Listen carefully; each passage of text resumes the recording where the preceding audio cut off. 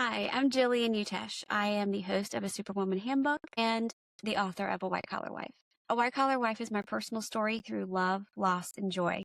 You can listen to it on YouTube, Spotify, Apple, anywhere you catch your podcast. So, what do you do for a year when you're by yourself and the traditions that you're used to doing, the interactions you're used to having in your home aren't there because the people that you're used to doing those with aren't in your life?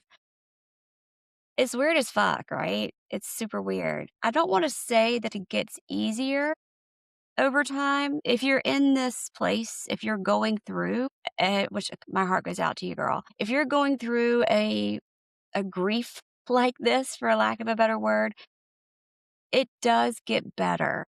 And that doesn't mean that you forget about the people, the traditions, the life that you used to have. It doesn't mean that you love that person, life, tradition any less. It just means that you're adjusting to your new normal. Our bodies are meant to survive. The heart can only break so far until it has to go, no mas, we good, okay, no, no. And so I was relieved when I hit that point, when my heart could truly break no more. And it came at a time perfectly timed, as things in life tend to be, when we were going through just a lot of shit in our divorce. And I was numb. I they say the opposite of love is not hate, it's indifference. Well, the opposite of crying your eyes out and jumping for joy is feeling nothing, truly stone cold feeling nothing. And I'm grateful because if I had had to be in a place where I could feel those emotions, I don't know how I would have responded. To know that a man who said he loved me, a man that married me, could do the things he did to me, not once, not twice, over and over for months, and to spend as much money doing it, there's no way I could have processed it in a healthy way. So you do get to a point where you will get numb, and praise be. And then you start to come out of it and you start to make your own traditions. You learn how to put your own Christmas lights out on the bushes. You learn how to do things around the house that you hadn't done before. You get more comfortable with quiet. I've always been like a lone party person. Whenever I tell people that I'm an introvert, they go, "What, girl?" Because I do like to go out. Sorry, I got to do my throat coat again. We'll get through this voice thing together, y'all. I'm becoming a tea drinker. I'm accepting it. Like my alone life, I'm accepting it. Don't like it, I'm accepting it. Joy in the journey, as they say. Where was I? See, this is why I have to have like transcripts and things to help me stay on track so I can tell my stories in some kind of a coherent way. So you start to develop your own traditions with yourself. You start to learn how to do things and not do things. But even though I am an introvert and I do like going out and hanging out with people, but I like being by myself.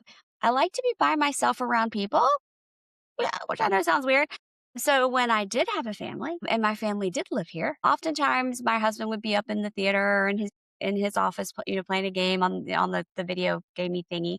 Or our daughter would be in her room and I would be downstairs making bows, or working on a work project. So we weren't technically together, but we were alone together. And so I definitely miss the alone together, but I've gotten a lot more comfortable just being alone. And it has given me time to really think through, what do I want to do? What works for me? Because my default for the last 7 years has been, what makes sense for the family? What makes sense for my husband? What makes sense for my daughter? It was never what makes sense for me. And so it's been a significant adjustment that I've had to, a lot of times we have coaches on the podcast and people are like, coaches, why do you need a life coach? How's that? How's that? Legit, you do.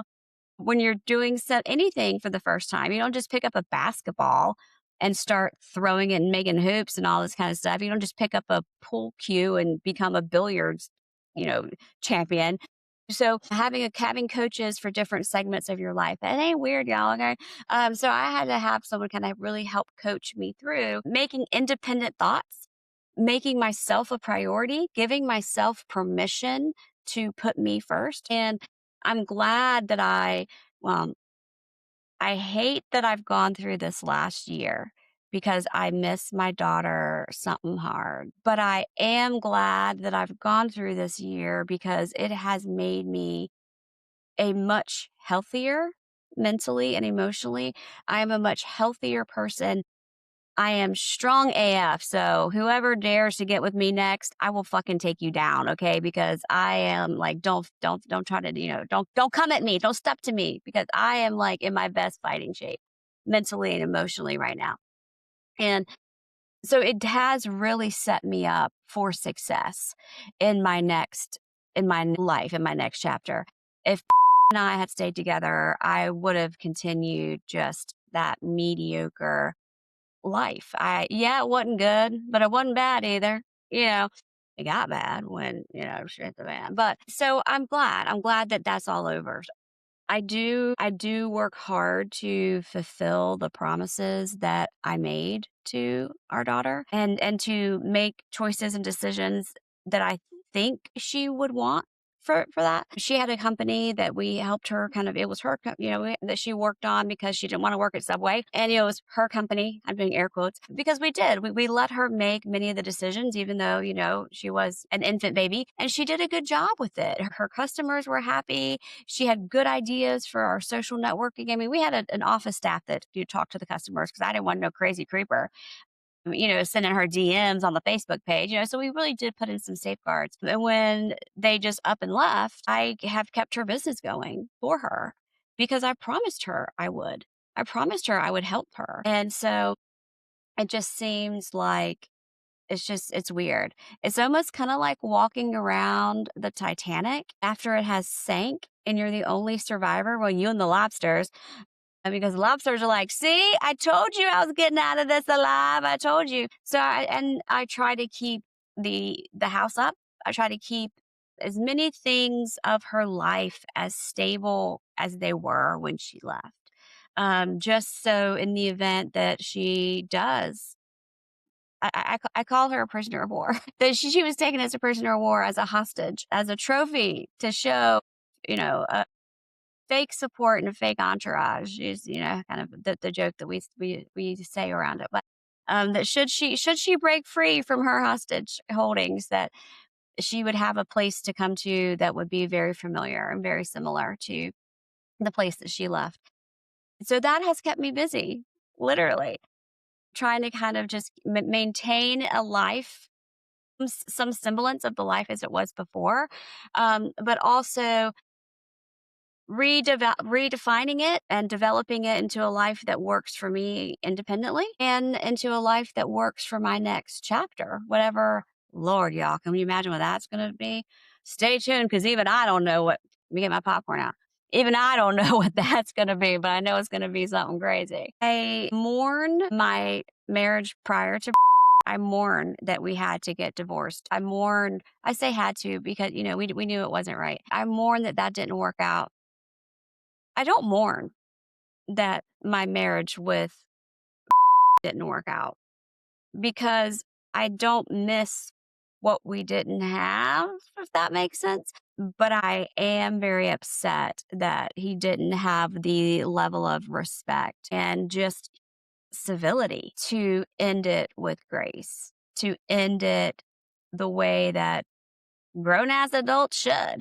So I'm okay with that, but I do carry a lot of grief with our daughter because they left the Sunday before St. Patrick's Day, and I had gotten her normal silly little gift, like the little shamrocky ears and stuff. And, it's just not being able to say goodbye. It's almost like I don't want to put it. I'm not even going to put it out there in the world, but it's just, when you lose someone abruptly, it's very hard. If you lose someone slowly, like with my marriage with Josh, it was very slow. We knew that we were ramping down. We knew that the end was coming. You kind of have time to adjust.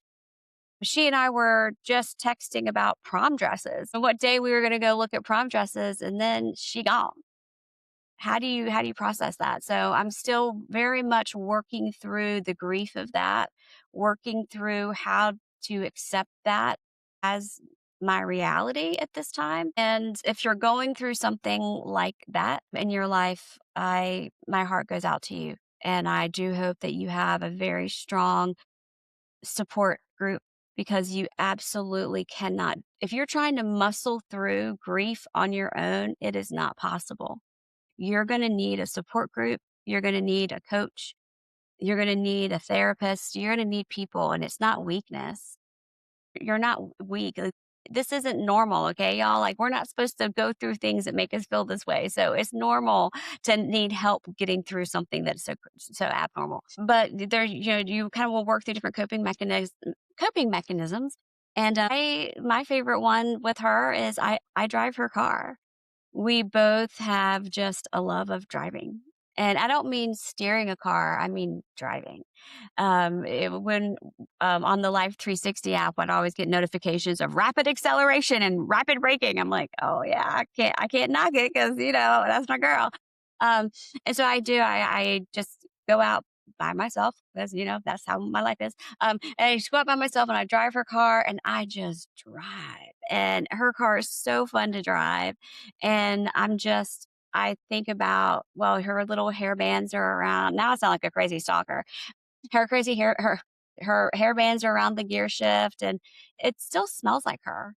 And so I kind of feel like for that moment of time, we're kind of protected in that bubble, in that sphere of the car. The rest of the world doesn't matter. And it's just me, driving with her. So that's how I cope with that. But there's so many different ways that you can kind of get through grief. Yeah, so that's kind of been my last year. I have not developed any new skills besides the Christmas tree lights, which I have some other videos about that. In addition to the bows, but yeah, the Christmas tree lights were I don't know that I would have gotten through the holidays if I hadn't have had the project of replacing, I think I lost count, like 3,200 Christmas tree lights.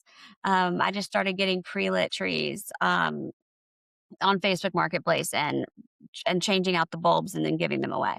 It was very therapeutic because it was something that I could control. It was something that I could directly influence. It was an outcome I could directly have a positive influence on, while everything else in my life was literally falling apart. And I did not know from one minute to the next when I would see an email from my attorney, what the fuck is now? What the fuck has he done now? Like, you know what I mean? Like, that was just like how I lived. And so it was very nice to know I'm going to go to my Christmas tree and I'm going to go to the light bulb and I'm going to replace this one and I'm going to do this, that. And then the whole string is going to work. So that was how I got through that chapter.